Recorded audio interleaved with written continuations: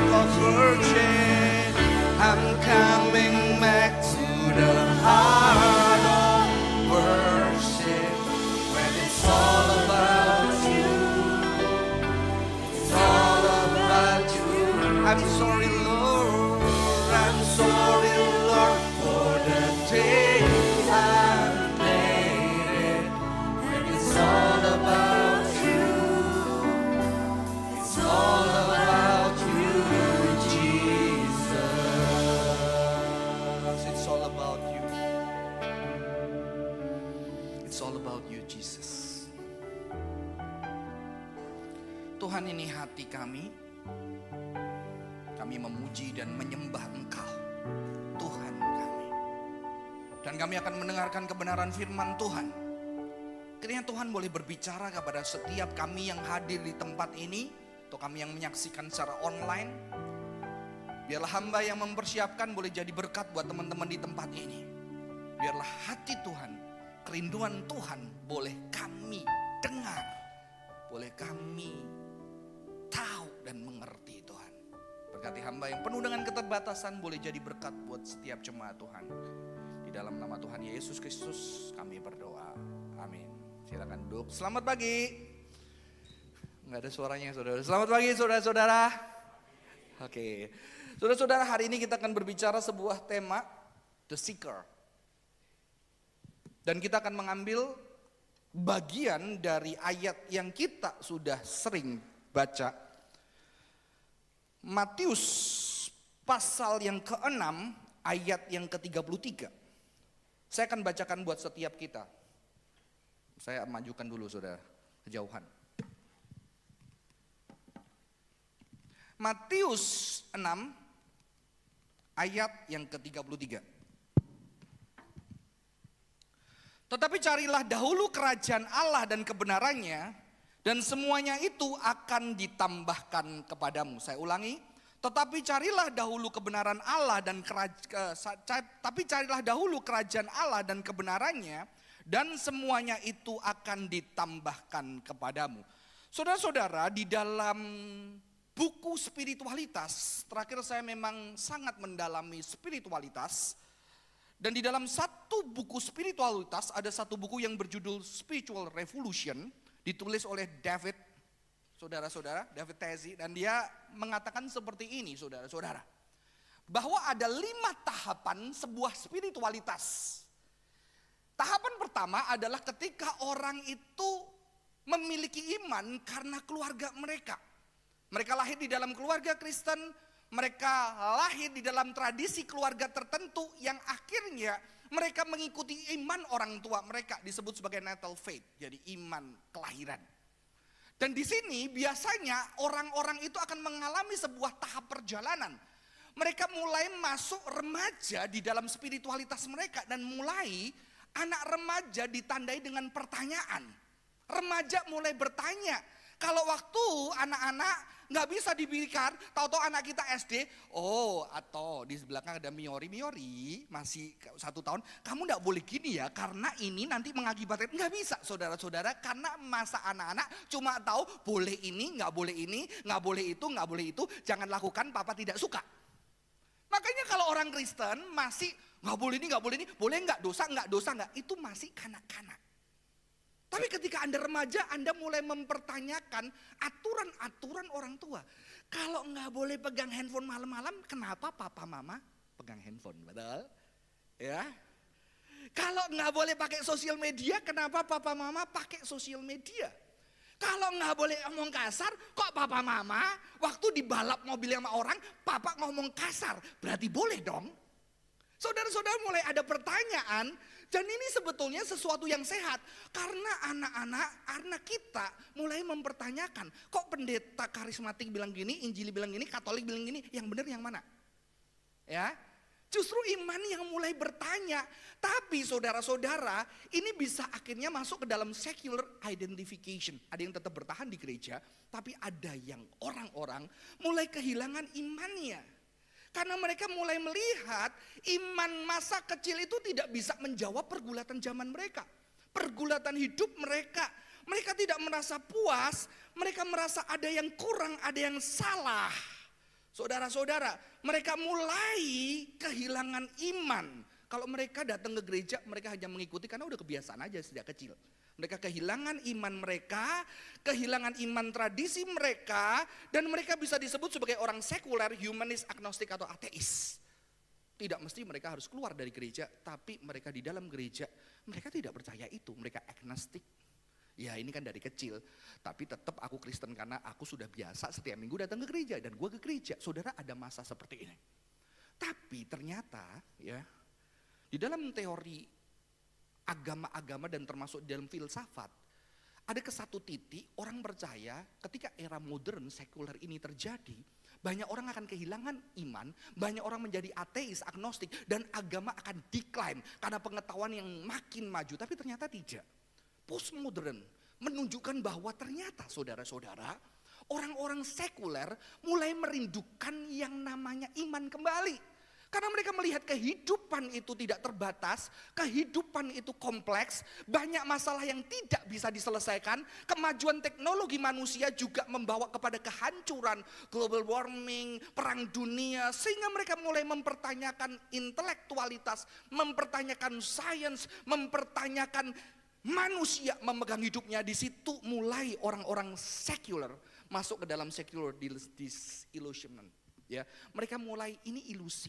Dan mereka kembali merindukan iman, merindukan sesuatu yang lebih dari hal-hal yang materi. Mereka mulai merindukan kayaknya di hati kita itu ada sesuatu yang lebih besar dan mungkin itu tempat spiritual. Maka jangan heran hari-hari ini di negara-negara barat yang sudah pernah post-religious, yang sudah menjadi ateis, agnostik, mereka disebut sebagai post-religious. Karena mereka pernah menjadi religius, pernah kehilangan imannya, dan akhirnya mereka mencari iman. Mulai orang sekuler ini mulai mencari hal-hal yang bersifat spiritual.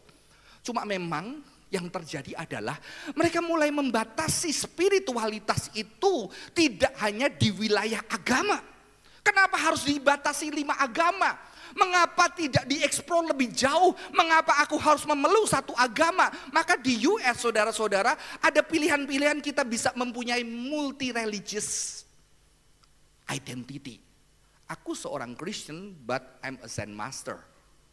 Ya, kamu tidak harus hanya memeluk satu agama. Kamu bisa multi-religious. Kamu bisa memeluk beberapa agama.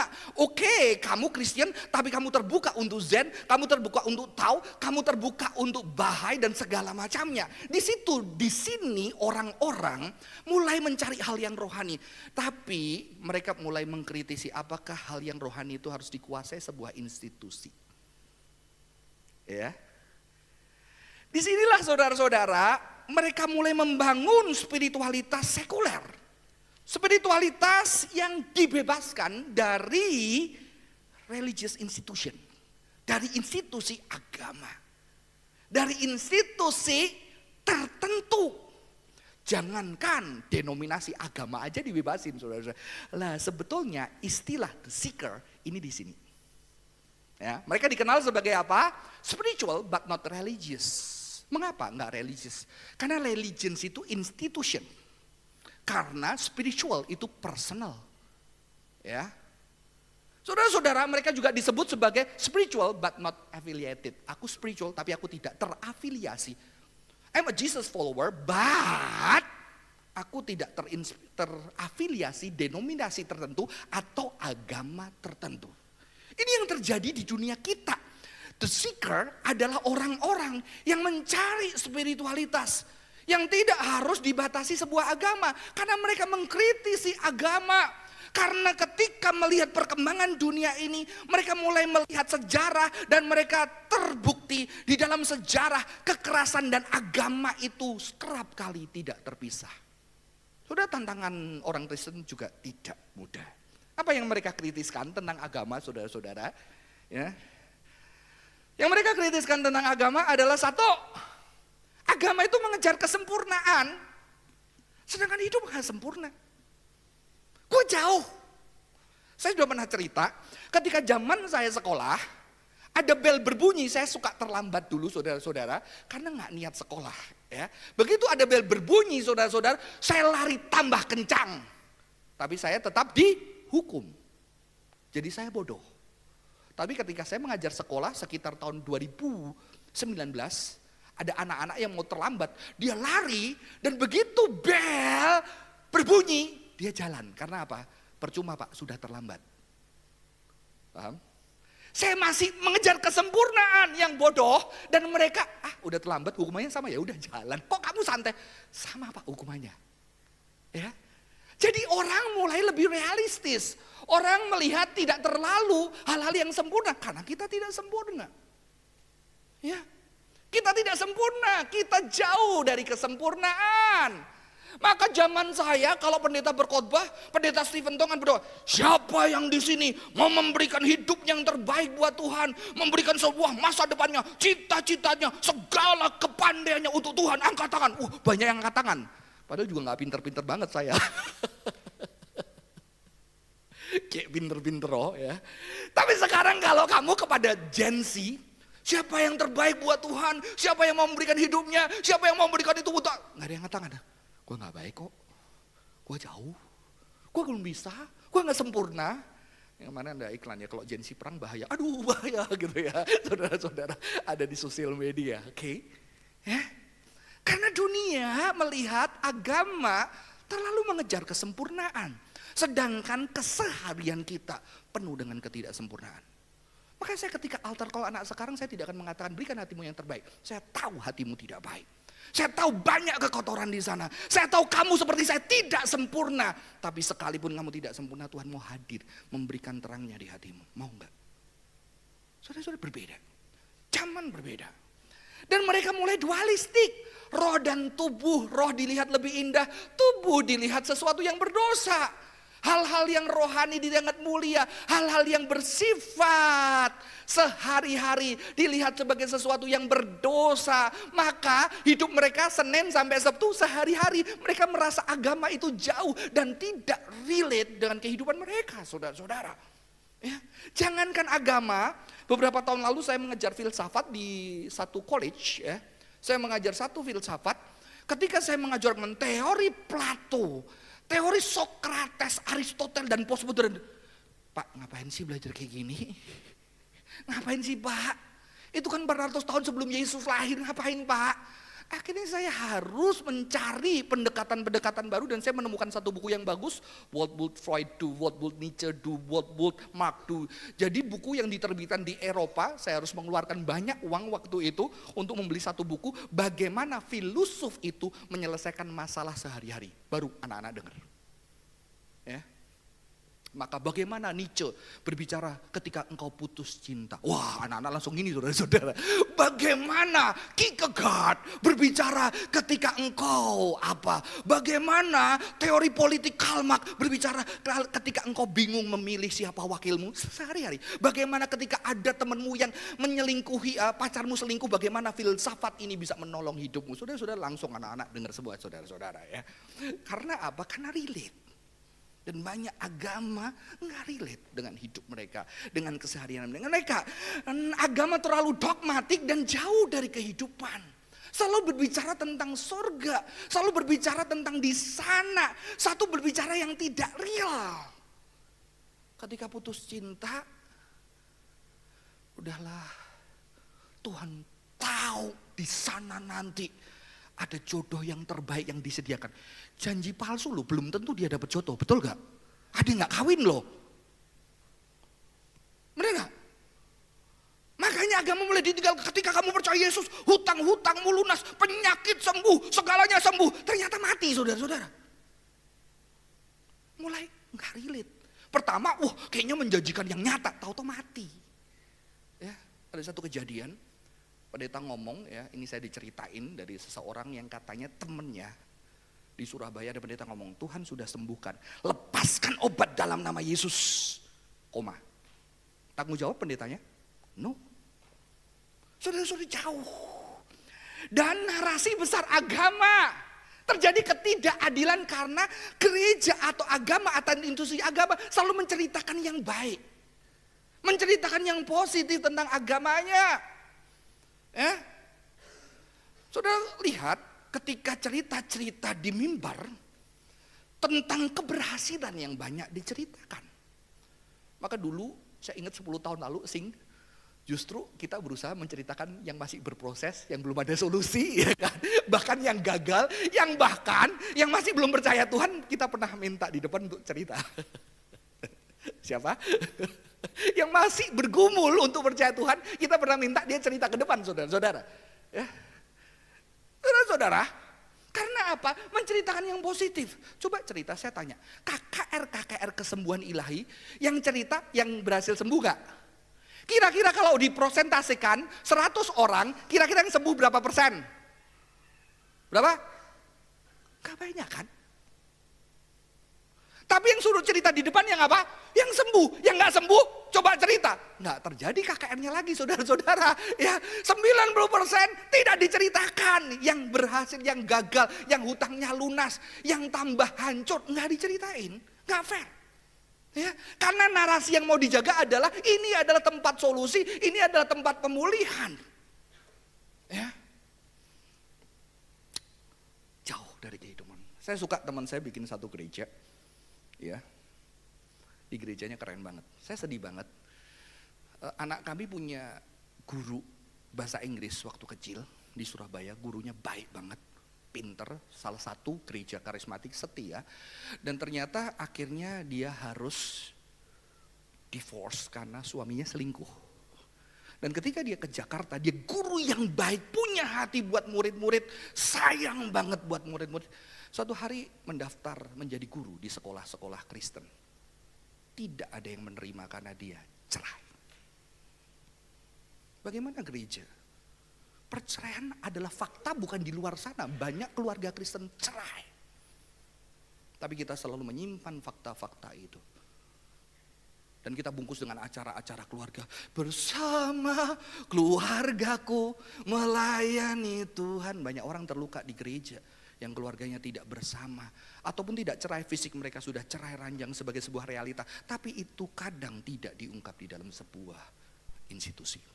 Karena mempermalukan, menganggap institusi itu tidak berharga. Sehingga orang-orang yang terbuang itu datang ke gereja, mereka merasa malu dan merasa tidak bagian. Beberapa tidak boleh lagi melayani. Padahal suaminya selingkuh, padahal dia masih punya hati melayani. Dulu sangat dihargai, tapi begitu cerai, no, gak boleh naik mimbar. Saudara-saudara, narasi besar agama, injustice terjadi. Lalu terjadi power abuse, terjadi political, maka sekarang abuse atas nama Tuhan, broken string gitu ya. Saya baca habis gara-gara anak saya rekomendasi, saudara-saudara. Ya.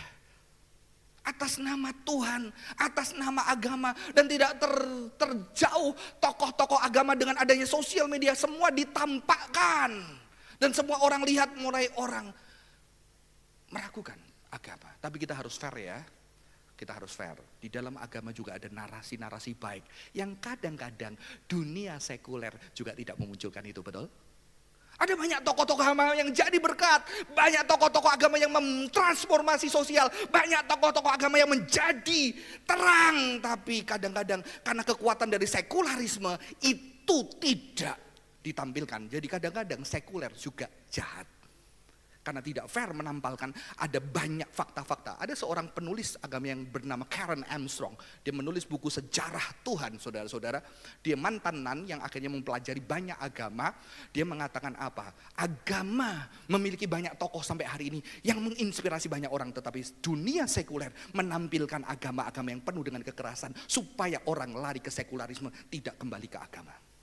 Jadi dunia kita juga gak fair, saudara-saudara. Ya. Saudara-saudara, ini yang terjadi. Dan kita membaca ayat tadi. Carilah dahulu kerajaan Allah dan kebenarannya, dan semuanya itu akan ditambahkan kepadamu. Saudara lihat Matius pasal 25 sampai 34, nggak usah dibaca. Saudara, konteks ayat ini dimunculkan ketika khotbah di bukit dan Yesus berkhotbah tentang hal kekhawatiran. Jangan khawatir akan yang kamu makan, jangan khawatir akan yang kamu pakai. Tapi Tuhan ngomong, carilah dahulu kerajaan Allah dan kebenarannya, dan semuanya yang kau khawatirkan itu akan ditambahkan kepadamu. Kamu ini berbicara bukan masalah makanan, tapi keresahan hatimu, ketakutanmu. Kalau kamu mencari kerajaan Allah dan kebenarannya, semuanya akan ditambahkan kepadamu. Dulu waktu saya di aliran gereja tertentu, saya percaya ayat ini, tafsiran pendeta ini. Saya pernah bercerita kepada teman-teman yang udah lama di sini. Kata satu pendeta, oh makanya jangan cari berkat, cari sumber berkatnya. Karena kalau kamu dapat sumber berkatnya terus mengalir. Kayaknya bener juga ya. Lalu logikanya kayak gini, jangan kerja di perusahaan, nikahin anaknya, maka kamu akan kaya. Berarti itu mau duitnya juga saudara-saudara. Maksud ayat Alkitab bukan itu. Bukan ketika kamu mau kerajaan Allah kamu udah gak miskin lagi, no.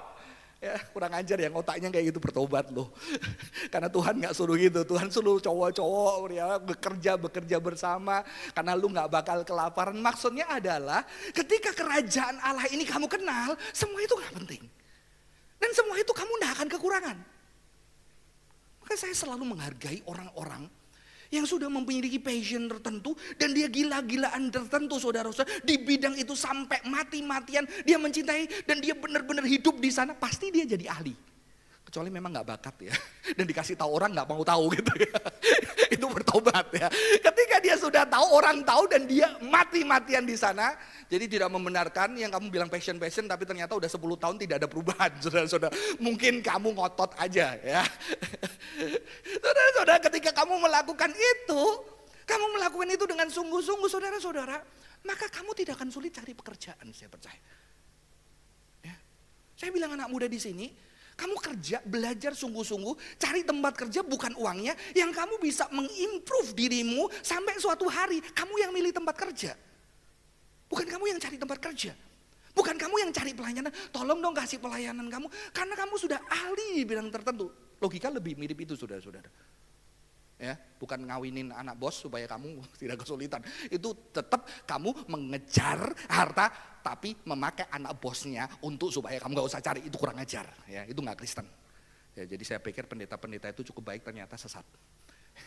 Saudara-saudara, masalahnya adalah seeker, orang-orang yang tadi, mereka rela meninggalkan sesuatu yang berharga loh. Jadi jangan pikir orang-orang di dunia itu mereka materi, no. Saya membaca banyak buku dari The Seeker, orang-orang yang berspiritualitas tapi tidak terafiliasi sebuah agama, rela ninggalin jabatan tinggi perusahaan. Rela ninggalin kekayaan, rela meninggalkan kehormatan untuk akhirnya mendalami spiritualitas, pergi ke Tibet, bermeditasi di tengah alam, ya, dibuang semua uangnya. Ya. Jadi dia nggak mikirin lagi makan minum, pakaian dan meresahkan. Ya, saya sempat mempelajari embodiment coaching dan saya bertemu dengan beberapa guru coaching itu dari berbagai tempat di dunia ini. Ada ahli neuroscience, ada ahli dance, ada ahli meditation, ada ahli somatic dan segala macam. Dan saya belajar, ada yang mereka benar-benar dulu sukses, pergi akhirnya sekarang di Thailand ngajarin yoga doang saudara-saudara, nggak kaya. Pokoknya bisa hidup tapi mereka bahagia. Jadi The Seeker ini gak khawatir makan, minum, pakaian.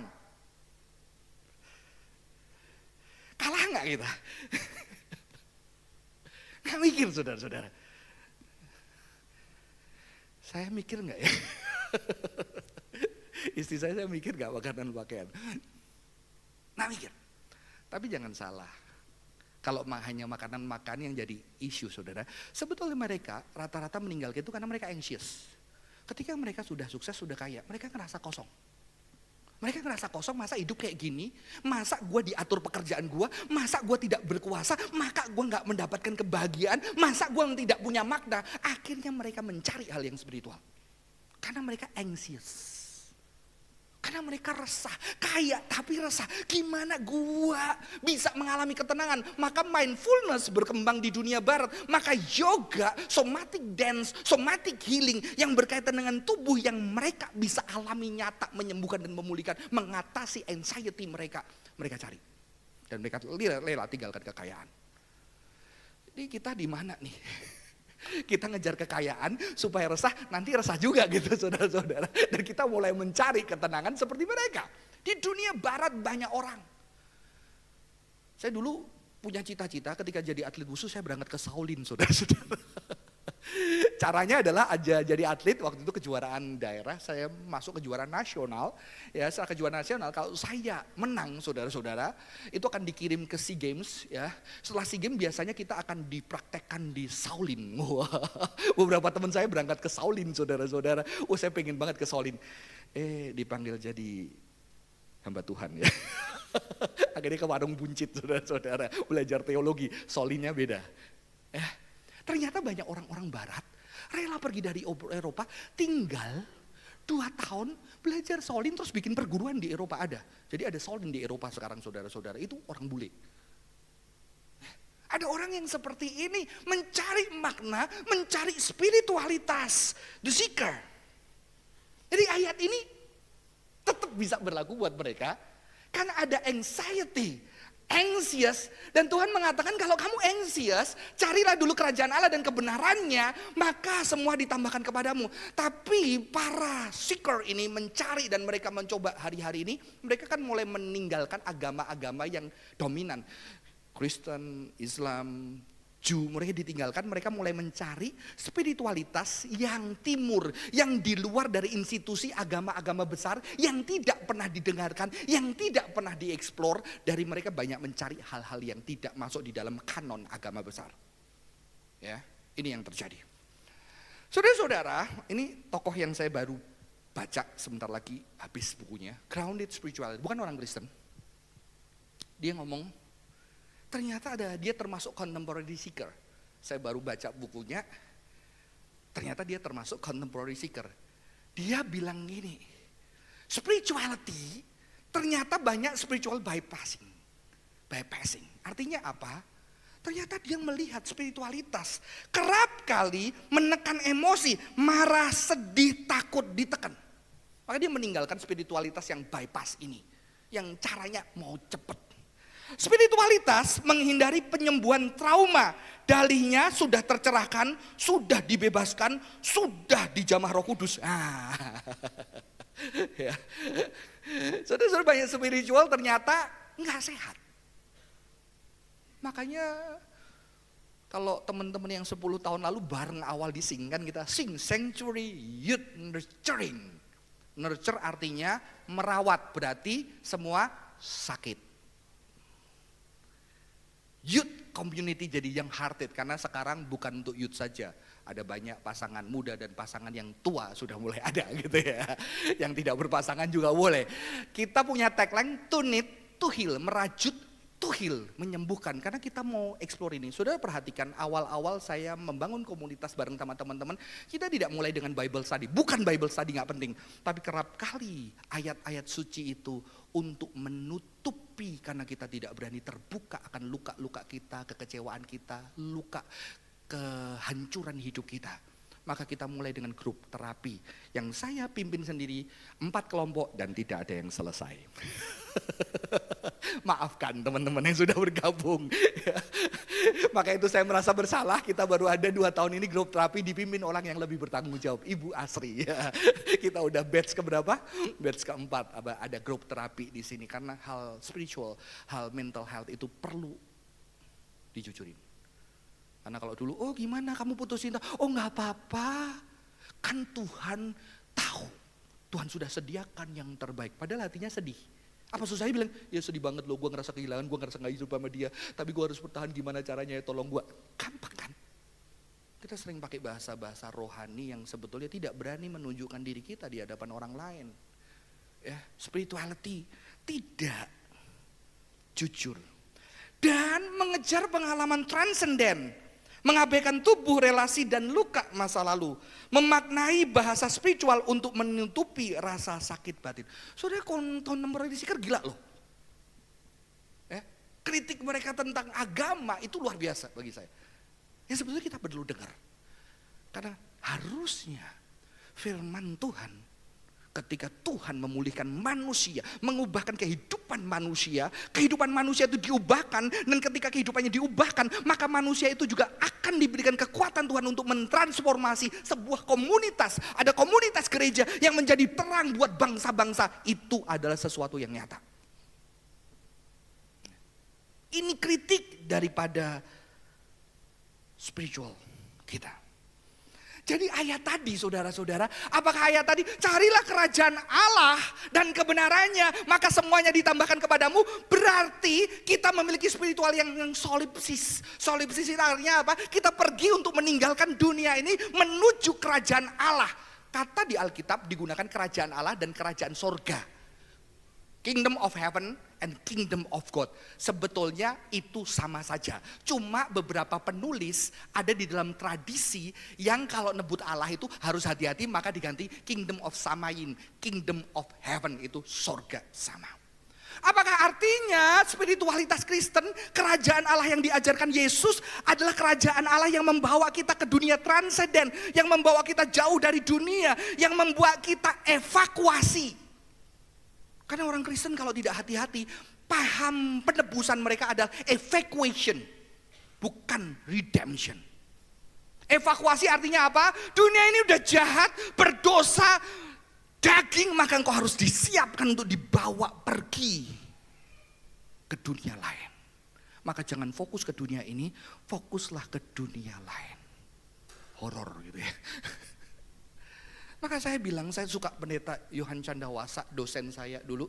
Dia ngomong gitu, kalau keselamatan Kristen hanya sebatas kamu percaya Yesus mati surga, ya udah lu habis percaya mati.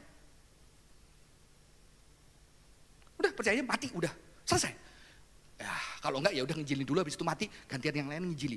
No, karena ketika penebusan Allah, maka di dalam teologi reform ada cultural mandate, artinya apa? Ada mandat budaya. Karena manusia yang ditebus menjadi pemimpin-pemimpin, menjadi wakil-wakil Allah di bumi ini untuk menyatakan kerajaan Allah, pemerintahan Allah di bumi ini, menghidupi seperti yang Yesus hidup. Jadi bukan masalah hanya masuk surga, tapi bagaimana kerajaan Allah ada di bumi ini. Maka banyak orang Kristen kan udah pahit hidupnya, akhirnya berpikir bahwa kekristenan adalah evakuasi religion. Tidak membuat kita hidup di bumi ini. Apakah artinya mencari kerajaan Allah dan kebenarannya meninggalkan hal di bumi ini, saudara-saudara? Tentunya tidak. Apakah kingdom of God berbicara berarti God heaven yang di sana? Kita harus hati-hati. Ini gara-gara pandangan dualistik Yunani yang melihat dunia spiritual lebih tinggi daripada dunia materi. Itu membuat kita melihat yang atas lebih tinggi, sehingga kita tidak bisa menerima kenyataan di dunia ini. Akhirnya kita berhalusinasi, berdelusi untuk merindukan yang di sana, yang belum ada bersama dengan kita sekarang. Kekristenan bukan evakuasi religion. Saudara-saudara, apakah kingdom of God sesuatu yang jauh? No. Di Matius mengatakan, sejak itu Yesus mulai memberitakan, bertobatlah sebab kerajaan sorga sudah dekat. Sudah dekat. Jadi kerajaan sorga, kingdom of God yang disuruh nyari itu sudah dekat zaman itu, saudara-saudara. Yesus pun berkeliling di seluruh Galilea. Ia mengajar dalam rumah-rumah ibadat dan memberitakan Injil kerajaan, serta menyembuhkan orang-orang di antara bangsa itu dari segala penyakit dan kelemahan. Jadi kerajaan surga tidak berbicara di sana. Kerajaan surga ketika Yesus datang sebagai Mesias ke bumi ini, dia memberitakan Injil ketika menjejakkan kaki di bumi, memberikan pemulihan buat orang-orang yang menderita di tengah kekuasaan Romawi, di tengah agama Yahudi yang meniadakan rakyat-rakyat miskin. Ada transformasi, saudara-saudara. Kerajaan surga bukan di sana. Maka ada lagu suka, kerajaanmu datanglah, kehendakmu jadilah di bumi seperti di surga. Muliakan raja segala raja, penguasa di udara diruntuhkan. Penguasa internet bukan ya? Biarlah nama Tuhan ditegakkan sekarang. Lanjutannya gimana? Kuasanya atas kita itu ya. Saudara-saudara, itu sesuatu. Yerusalem baru turun dari surga. Yesus sang raja Mesias itu menjejakkan kaki di bumi dan berbuat kebaikan, memulihkan orang-orang yang luka, orang-orang yang sakit, dan mereka merasakan cinta Tuhan secara nyata. Jadi kekristenan bukan spiritual bypassing. No, kekristenan adalah spiritual yang betul-betul embodied, yang dialami orang-orang. Maka saudara yang percaya Yesus, ada perubahan gak dalam hidup kita? Kita masih bisa berdosa. Kita masih punya kesalahan. Tapi ada perubahan yang kita alami ketika kita menyembah Raja sebagai Raja di dalam kerajaan surga ini. Ya. Jadi Kingdom of God adalah grounded spirituality, not spiritual bypassing. Dia adalah grounded, dialami. Karena Yesus, jadi kalau kerajaan berbicara tentang raja, Yesus itu adalah raja. Dan saudara tahu orang Yahudi percaya bahwa Mesias adalah Torah teacher, pengajar Torah. Karena orang Yahudi sangat menghargai Torah, maka Yesus yang adalah Mesias, dia haruslah mengajarkan Torah. Maka di ayat sebelumnya Yesus milih murid-murid, betul? Karena rabi-rabi Yahudi biasanya milih murid-murid dan murid-murid dekat belajar di kaki gurunya. 12 murid dipilih sebelumnya dan setelah 12 murid Yesus naik di atas bukit dan Yesus berkhotbah di atas bukit. Karena ini mengingat kembali ketika Taurat diberikan pertama kali di mana? Di Gunung Sinai, di atas bukit. Dan di sini Yesus memberitakan firman di atas bukit. Maka beberapa ahli teologi, ahli biblika mengatakan apa? Ini adalah sebuah ethics. Karena Taurat untuk menuntun Israel, Yesus mengajarkan khotbah di bukit untuk menuntut umatnya. Ditandai pemilihan sebelumnya 12 rasul, 12 suku. Inilah cara penulis Alkitab menggambarkan tentang Yesus. Sedikit Bible study ya. Saudara-saudara, dia adalah pengajar Torah. Sebagai guru yang mengajar di atas bukit, mengajarkan etika kingdom ethics, etika keluarga, etika kehidupan orang-orang warga kerajaan surga untuk dihidupi. Ya. Jadi sebetulnya kalau Anda belajar teologi, Anda akan melihat akan ada etika yang dibangun dari khotbah Yesus di bukit. Karena itu dianggap sesuatu yang powerful, karena penulis menggambarkan itu sejajar dengan Taurat yang awal yang diberikan kepada Musa. Kepada 12 suku Israel. Dan Yesus mengajar 12 murid. Dan banyak orang Israel lainnya. Saudara-saudara, jadi Kingdom of God yang disuruh cari itu ternyata adalah sesuatu yang sehari-hari. Sesuatu yang daily. Sesuatu yang integrate sama hidup kita. Sesuatu yang tidak terpisah. Sesuatu yang bukan pergi ke dunia yang lain. Tapi sesuatu yang harus dijejaki di bumi ini yang Tuhan mau. Tapi Yesus juga mengajarkan bukan hanya etika untuk hidup itu, tapi adanya anugerah. Karena Matius 5 ayat 8 di khotbah bukit Yesus mengatakan apa? Berbahagialah orang yang suci hatinya karena ia akan melihat Allah. Beberapa penafsir menggambarkan bahwa suci hatinya tidak mungkin kita suci. Maka orang yang berbahagia, Yesus memberitakan dirinya yang menyempurnakan segala perbuatan kita. Hanya karena anugerahnya kita bisa sempurna. Karena tidak ada yang suci yang bisa melihat Allah. Karena Musa pun harus dilindungi Tuhan untuk bisa menghadap Tuhan. Hanya Yesuslah yang suci jadi anak anugerah. Saudara, jadi ketika kita berbicara The Seeker, ada seorang penulis, orang rabi Yahudi, keren banget. Ya, dia mengatakan bahwa ayat Matius 5 ayat 6 adalah moral atau spiritual life of any seeker. Ini namanya Rabbi Barni Kasdan. Rabi Yahudi yang percaya Yesus. Jadi kalau di Amerika sekarang ada namanya aliran Messianic Judaism. Jadi orang Yahudi tapi percaya Yesus, mereka bikin gereja sendiri namanya Messianic Judaism. Berbeda dengan Judaism. Kalau Judaism, Yahudi, kalau Messianic Judaism adalah Yahudi yang percaya Yesus sebagai satu-satunya juru selamat. Ya, ini salah satu rabi. Susah loh jadi rabinya mereka. Karena kamu harus sekolah teologi Kristen sama sekolah teologi Yahudi. Ya, lulus lamanya. Saudara-saudara, dia ngomong ini.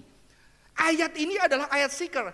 Berbahagialah orang yang lapar dan haus akan kebenaran karena mereka akan dipuaskan. Ya, ayat sebawahnya, carilah dulu kerajaan Allah kebenarannya, semuanya akan ditambahkan kepadamu. Ini berkaitan dengan makanan, pakaian, segala macam. Tapi dia bilang apa? Kalau kamu jangan khawatir ini, carilah kerajaan Allah. Cari dengan cara apa? Berbagai orang yang lapar, haus akan kebenaran. Artinya apa saudara-saudara? Orang yang mencari ini adalah orang yang lapar dan haus akan kebenaran. Jadi ketika engkau lapar dan haus, engkau akan cari makan, betul? Sungguh-sungguh cari makan. Masa kelaparan? Ya sudah nggak apa-apa, mati aja. Enggak kan. Lapar kita kan. Haus kan kita. Air. Maksud Tuhan adalah orang-orang setia adalah orang-orang yang lapar, haus. Orang-orang yang mencari kerajaan Allah dan kebenarannya adalah orang-orang yang lapar, haus. Ini juga bisa simbol lapar berbicara tentang roti, haus berbicara tentang air. Lapar dan haus akan kebenaran Tuhan, Taurat Tuhan. Karena Taurat oleh orang Yahudi digambarkan seperti makanan. Jadi kalau anak Yahudi kecil ya, terus ngafalin ayat, wah ayat langsung dikasih kue madu. Jadi dia seneng hafalin ayat, kecuali saya tidak suka madu ya. Gitu ya. Kalau yang suka, begitu, oh kasihlah Tuhan Allahmu dengan segala, langsung mamanya kasih kue madu. Supaya apa? Begitu dia hafal ayat, dia makan madu, firmanmu itu manis seperti madu. Mereka ingat di dalam memori mereka. Cara pendidikan Yahudi sangat baik, sangat positif. Jadi anak-anak itu suruh ngalamin. Ini yang saya belajar dari Yahudi.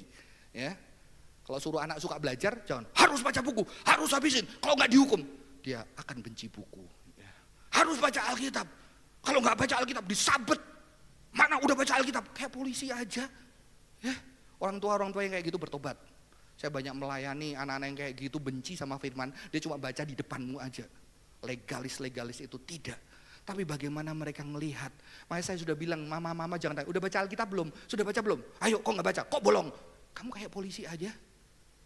Ya, lebih baik kamu gini, tadi mama baca ayat ini loh. Ayat ini kok tepat ya mama? Tadi waktu mama gini. Kamu pernah ada nggak pengalaman? Wah, aku nggak baca ayat ini. Pernah nggak ada pengalaman loh? Dia bisa cerita di situ ada komunikasi yang indah. Pengalaman membaca ayat. Dia belajar dari mamanya. Oh, mamanya tadi takut anaknya jatuh tapi dia baca ayat. Jadi dia belajar dengan keindahan. Orang Yahudi ngajar Alkitab dengan gitu, saudara-saudara. Ya, bukan dengan paksaan. Bukan dengan shaming. Siapa yang tidak bolong baca Alkitab hari ini? Angkat tangan gitu. Akhirnya para pendeta juga harus baca Alkitab tiap hari karena takut nanti kalau dia angkat tangan bohong. Saya mulai memberanikan diri ketika saya lupa baca, saya angkat tangan. Karena gak perlu malu, itu bukan shaming. Ada anugerah Tuhan. Bukan mempermalukan orang, bukan berarti ayat yang tidak penting. Makanya saya tanya, murid-murid Yesus baca Alkitab tiap hari gak? Baca nggak? Baca nggak? Kenapa kok nggak baca? Dicetak 1400. Paham? Jangan bangga ketika membaca Alkitab. Paulus bilang, jadilah surat terbuka yang dilihat orang dan dimuliakan Tuhan. Saya kasih ekstrim. Bahkan ketika kamu tidak mengutip satu ayat dari mulutmu, orang lihat ada something yang berbeda dan Tuhan dimuliakan di sana. Gara-gara saya ngomong itu ada yang laporin saya, katanya Johan mengajarkan tidak boleh membaca Alkitab. Kata siapa? Bukan itu. Reformasi dibentuk dari tradisi Alkitab yang dicetak. Maka kita gereja reformasi menghargai Alkitab, kan dulu gak ada, akhirnya ada. Sehingga keinginan membaca Alkitab supaya tidak dibodohi dan tidak dikuasai besar dari reformasi. Kenikmatan, sukacitanya ada. Jangan hilangkan sukacita itu, tapi hadirkan sukacita itu di dalam pembacaan Alkitab. Amin. Sehingga orang waduh seneng banget. Saya waktu kecil gak seneng disuruh-suruh, tapi saya seneng. Ternyata ketika saya tanya, ada om saya dulu ateis. Setelah ateis kena stroke, habis kena stroke ternyata dia katanya udah mau mati. Katanya ada putih-putih datang, bukan pocong ya saudara. Putih-putih datang ternyata, terus dia langsung ngomong Yesus. Terus dia bertobat. Dia bertobat masih stroke. Ketika masih stroke terus dia cerita, aku baca Alkitab habis. Terus saya, ada nggak Alkitab jawab tentang ini? Ada, buka ini. Oh sakti. Ada, buka ini. Oh jawabannya ada semua saudara-saudara. Lah di situ saya tertarik. Kalau saya disuruh, kamu baca ya, kalau nggak baca masuk neraka lu, kamu nggak rohani. Saya nggak akan baca. Apalagi jiwa berontak saudara-saudara, ya sengaja nggak dibaca. Saudara-saudara, hadirkan itu, ya inilah the seeker. Carilah dulu kerajaan Allah, artinya apa? Mencari firman, Taurat, kebenaran. Seperti orang yang lapar. Merindukan kebenaran itu ada. Merindukan kebenaran itu dialami orang, merindukan kebenaran itu dirasakan setiap orang. Saya selalu merindukan orang-orang Kristen hidup dalam kebenaran sehingga orang-orang yang bekerja di bawah dia bersyukur buat kehadirannya. Waktu pandemi ada seorang ibu jemaat kita, dia punya bisnis. Dan ibu ini bercerita sama saya. Dia bingung harus gimana pandemi, karyawan banyak banget. Tahu-tahu dia diundang oleh karyawannya. Ayo, ibu harus datang. Ini karyawan kurang ajar ya. Karyawan kumpul mengundang bosnya. Pernah? Ini kurang ajar karyawan. Jadi ibu ini, ayo kumpul, bu harus datang. Ternyata karyawan kumpul datang ngomong apa? Bu tolong potong gaji kami. Mujizat saudara-saudara. Tahu kenapa beda dipotong? Ibu, kami suka tempat kerja ini. Kami diberkati tempat kerja ini. Tempat ini harus bertahan dan bisa melewati pandemi. Ayo kita lewati bareng-bareng, ayo jalan. Dan ibu ini terharu saudara-saudara. Saya percaya dia jadi berkat buat orang-orang yang bekerja dia. Saya rindu kebenaran dan firman itu nyata di dalam kehidupan kita. Sehingga setiap orang, bahkan yang tidak percaya, bisa merasakan cinta Tuhan. Sekalipun di dunia tempat kerja yang bukan gereja. Saudara, artinya apa? Torah observance artinya bukan cuma mencari Torah, tapi menumbuhkan Torah. Berhadapan dengan anxiety, embodied spiritual practice artinya apa saudara? Tuhan itu tidak membuat kita tidak afirmasi psikologi kita. Contohnya, jangan takut. Berarti Tuhan mengafirmasi bahwa kita takut. Kalau anak saya, nak jangan takut di panggung teater. Gue gak takut pak. Tapi ketika takut, jangan takut. Artinya apa? Enggak apa-apa kamu takut, papa tahu kamu takut. Jangan takut karena apa? Jadi Tuhan itu ketika memberikan solusi, itu real.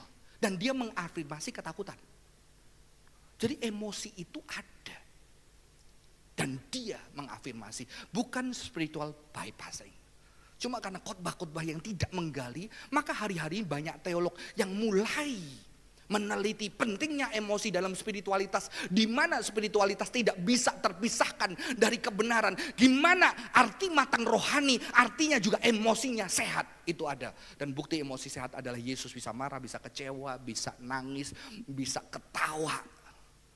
Ya, saudara-saudara, kekristenan bukan sesuatu yang tidak ada nyata sehari, tapi sesuatu yang ada. Saya akan coba sedikit jelaskan. Makanya kalau kita lihat bagian dari carilah kerajaan, khotbah di bukit itu cara memberi sedekah, cara berpuasa, cara berdoa, orang yang semua practical, embodying spirituality. Ya, saya akan tuh ya. Berhadapan dengan anxiety, embodied spiritual practice-nya Alkitab bilang apa? Saudara, ayat yang tadi adalah kekhawatiran. Maka Tuhan bilang carilah dulu kerajaan Allah. Kekhawatiran akan makanan, pakaian, tempat tinggal. Di ayat sebelumnya dikatakan kumpulkanlah harta di surga. Jangan di bumi ini. Bukan berarti ketika mengumpulkan harta di surga, yaitu doa-doa terus. Tidak saudara-saudara. Bukan berarti itu. Tetapi melakukan hal-hal yang di bumi. Paham? Jadi spiritualitas hal-hal yang di bumi. Dan luar biasa muncul ayat ini supaya orang tidak takut. Ya, mata adalah pelita tubuh, jika matamu baik, teranglah seluruh tubuhmu. Jika matamu jahat, gelaplah seluruh tubuhmu. Kamu tidak dapat mengabdi kepada Allah dan Mamon. Kalau kamu mengabdi, kamu ketakutan. Kamu mengabdi kepada Mamon, kamu hidup di dalam ketakutan. Karena kamu punya mata jahat, maka matamu harus baik. Saudara, kita kalau nggak ngerti konteksnya, kita sulit membaca ayat ini. Mata jahat itu gimana? Bombastic side eyes gitu kan?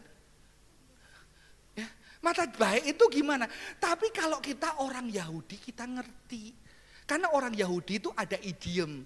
Idiom itu ya kayak peribahasa, urip ning donya cuma ngamper ngombe. Nah, kayak gitu loh saudara-saudara. Di Yahudi ada satu idiom mengatakan, berilah pertolonganmu dengan mata yang baik. Artinya apa? Orang yang matanya baik itu generous. Orang yang matanya jahat itu pelit dan kikir. Kita nggak ngerti kalau nggak ngerti konteksnya. Jadi artinya bagaimana kamu supaya tidak menyembah uang sehingga hidup di dalam kekhawatiran. Carilah kerajaan Allah, karena kerajaan Allah itu mengajarkan kamu punya mata yang baik, artinya kamu generous. Banyak orang gak generous, banyak orang yang pelit, akhirnya dia merasa semakin miskin karena dia gak pernah berbagi. Justru solusinya adalah praktek spiritualitas, berbagi. Lu akan merasa dirimu kaya. Makanya ada orang yang bilang, kalau kamu punya uang banyak, kamu gak bisa berbagi, kamu orang miskin. Tapi mungkin kamu gak punya uang banyak, kamu berbagi, kamu orang kaya. Karena arti kaya adalah orang yang bisa berbagi dengan sesamanya. Bukan banyaknya harta. Jadi solusi Alkitab, etika Alkitab untuk menghadapi keresahan, berbagi. Ketika kamu takut. Itu yang saya lakukan ketika pandemi, tahu nanti kena COVID gini. Wah, saya panik. Nanti kalau anak saya kan sehat semua, tapi tahu-tahu kalau dia ternyata ada autoimun gimana? Kemana-mana semua saudara-saudara. Tapi ketika itu fokusnya, ya udah gimana kita fokusin memperhatikan. Ayo kita pikirkan memperhatikan teman-teman kita yang susah. Kita mikirinnya, akhirnya kita nggak mikirin diri kita mikirin bagaimana menjadi berkat. Keresahan itu hilang loh. Ya, kita punya jawaban. Ya, yang real, yang praktis. Ya, jadi saya akhiri hari ini. Artinya spiritualitas kita bukan spiritual bypassing yang tidak real. Itu real di dalam keseharian, memapak di bumi. Karena guru spiritual kita, Yesus, juru selamat kita, memerintahkan semua etika hidupnya untuk dilakukan di bumi. Ketika dia hidup, dia melakukan. Ada anugerah Tuhan yang akan menyempurnakan. Yang kedua, lapar dan haus kebenaran adalah merindukan kebenaran Allah nyata terwujud di bumi ini. Orang yang lapar rindu. Nanti kalau orang-orang tua ditanya, Papa pengen aku jadi apa?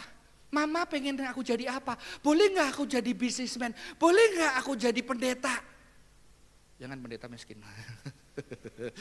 Aliran yang lain boleh. No, kita boleh, ya jujur sih, pendeta kok mama masih kepikiran miskin ya. Ya udah nggak apa-apa lah, mama nabung lebih banyak supaya nanti kamu jangan jadi pendeta miskin. Tapi mama lebih pengen kamu jadi berkat buat banyak orang, dimanapun Tuhan pakai kamu. Anak saya tanya anak saya, Papa pengen aku nikah sama orang kaya? Papa, no. Aku pengen kamu jadi berkat dimanapun Tuhan pakai kamu jadi berkat. Menyatakan cinta Tuhan. Orang yang ketemu kamu bisa ngerasain Tuhan cinta kamu. Orang bisa tersenyum bahagia. Itu yang Papa mau. Itu. Ya. Saudara-saudara, rindu kebenaran Allah dinyatakan terwujud di bumi. Yang kedua, dalam anugerah Tuhan, tetap ada anugerah. Karena yang suci tidak bisa, kecuali ada anugerah. Menghidupi, embodying God's kingdom ethic. Itu ada banyak. Mengasihi sesama, mengasihi apa, itulah artinya mencari kerajaan. Jadi bukan cari kerajaan, ya udah bertapa, berpuasa 30 hari gak keluar kamar. No, bagaimana kerajaan Allah, kingdom ethics itu dihidupi. Dan saya percaya orang-orang yang punya hati ini, di dalam kesehariannya, dia tidak sempurna. Tapi dia akan menyatakan dan kita bisa merasakan indahnya kerajaan Allah di bumi. Saya akan akhiri dengan sebuah cerita, saya nanti minta pianis siapkan sebuah lagu, boleh ke depan dulu. Lagu yang saya minta, Yesus Kau Kebenaran. Para pianis, musician boleh ke depan. Teman-teman, minggu lalu kalau nggak salah, mantan anak asing karena dia udah tinggal jauh, jadi lebih baik beberapa mereka dari sekarang ibadah ke umum, yang satu di GKI yang lain. Ya kalau teman-teman tahu Christine sama Yohana, ya mamanya nggak ada, meninggal. Jadi saya beberapa teman hari itu datang ke rumah duka. Dan waktu itu yang jadi pikiran saya adalah gimana ya papanya. Dan papanya gimana, saya tanya sama mereka, wah bayangin nikah berapa tahun, terus tahu-tahu ditinggal sama istri. Saya bilang wah gak bayang. Makanya pendeta Yakub Susabda itu bagus banget, ini bisa diterapkan. Pendeta Yakub Susabda itu ngajarin kita, oke, kalau kamu ke rumah duka, kadang-kadang itu udah banyak yang di rumah duka. Yang paling penting adalah setelah rumah duka itu, orang-orang yang berduka akan di rumahnya berhadapan dengan kenyataan sehari-hari tanpa orang yang dicintai. Itu adalah masa-masa berat. Makanya beberapa gereja di Eropa itu bagus. Selama 1 minggu setelah duka, kadang-kadang jemaat itu bergantian untuk menemani orang yang berduka. Supaya tidak sepi. Sebetulnya itu sesuatu yang penting saudara-saudara. Yang mungkin nanti pelayanan pemerhati bisa mulai memikirkan hal itu. Itu lebih penting karena kehilangan itu akan nyata. Saya kepikiran gimana ya mamanya, papanya sekarang pasti tidak mudah ya. Apalagi saya tahu dari pendeta Yakub Susabda, kalau cewek suaminya meninggal biasanya umurnya lebih panjang, betul nggak? Ya nggak? Bener nggak? Ya nggak? Karena dia bisa sama cucu, bisa ngobrol. Kalau cowok kan komunikasinya memang terbatas ya. Saya lihat sih waktu papa saya, waduh saya sama cucu saya juga diem dulu, mungkusin kue coba diem katanya. Gak bisa komunikasi dia, mikir sendiri, beban sendiri, mati sendiri. Karena saudara, apalagi pendeta Yakub Susawi bilang, wah itu kalau cowok itu aduh berat tuh. Kalau istri rata-rata bertahan karena deket sama anak, komunikasi, bisa aktif di gereja. Kalau cowok aduh lihatin aja, komisi pria dan wanita lebih ramai mana ya. Komisi wanita ya. Prianya sedih banget saudara-saudara ya. Begitu komisi pria, aduh berat banget Rudi, perjuanganmu berat Ruth. Ya, GI Rudi ini pegang Adolf Voss itu waduh nggak mudah ya, tolong support teman-teman ya.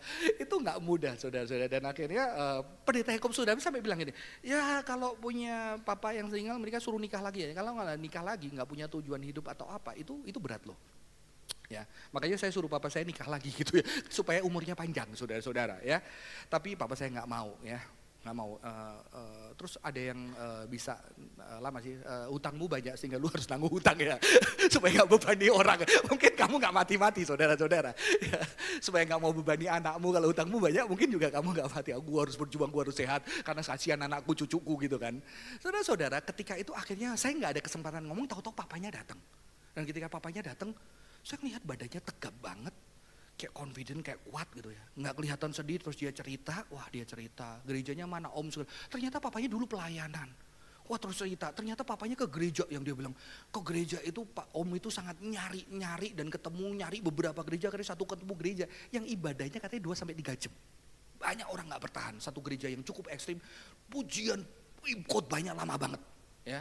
Istri saya akhirnya ikut pecahannya yang khotbahnya bisa 2 jam gitu ya. Ya, akhirnya wah itu gereja lama, dan om ini sangat setia, tapi yang menyentuh kami adalah dia sungguh-sungguh dan dia menemani istri. Tapi waktu mau coba ke Kaleb di sini banyak yang wanita, ternyata dia banyak cowoknya jarang cewek semua gitu ya. Ya teman-teman, sesuatu yang menarik saya, yang membuat Ci Email sama kayaknya Elisa itu nangis. Om itu bilang gini, Om bilang sama anak-anak, Om bilang sama Pak Nawi, abunya tante nggak boleh dilarung. Oh gitu. Kenapa Om? Iya. Om mau tunggu nanti larungnya bareng ketika Om juga sudah jadi abu. Wah, Ci Imel langsung nangis.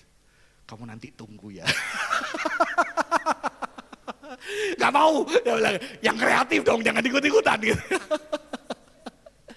Saudara, saya melihat orang yang serius sama Tuhan terhadap hubungan, terhadap hidup hari yang tidak dilihat orang, juga pasti serius. Itu sesuatu yang tidak terpisah. Oh, yang serius dengan hidupnya, serius mencari kebenaran, orang itu juga serius di dalam hidupnya. Saya berharap kita berbicara tentang kerajaan Allah, tidak spiritual bypassing, tidak evakuasi, tapi bagaimana kerajaan Allah di dunia ini kita rindu.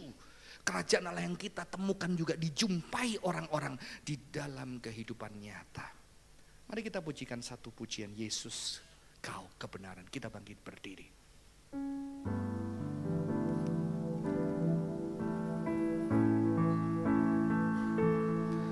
Yesus Kau kebenaran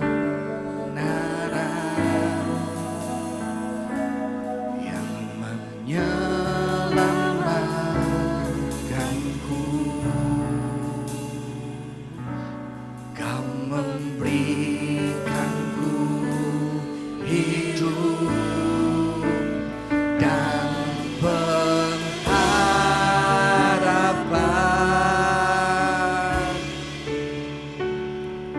Ku ikut kehendak-Mu, ku perlu anugerah-Mu. Ku nyatakan janji-Ku Biarlah ini menjadi doa setiap kita. Bersama-sama katakan, kalau ku hidup. Kalau ku hidup, ku hidup bagimu, hatiku tetap menyembahmu. Dunia tak bisa menjauhkanmu dari kasih-Mu. Selama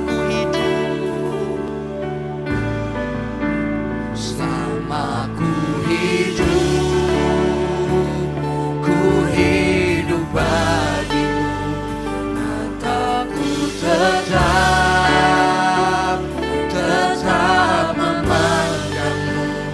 Dunia tak bisa menjauhkanmu dari kasih-Mu. Kalau ku hidup bagimu.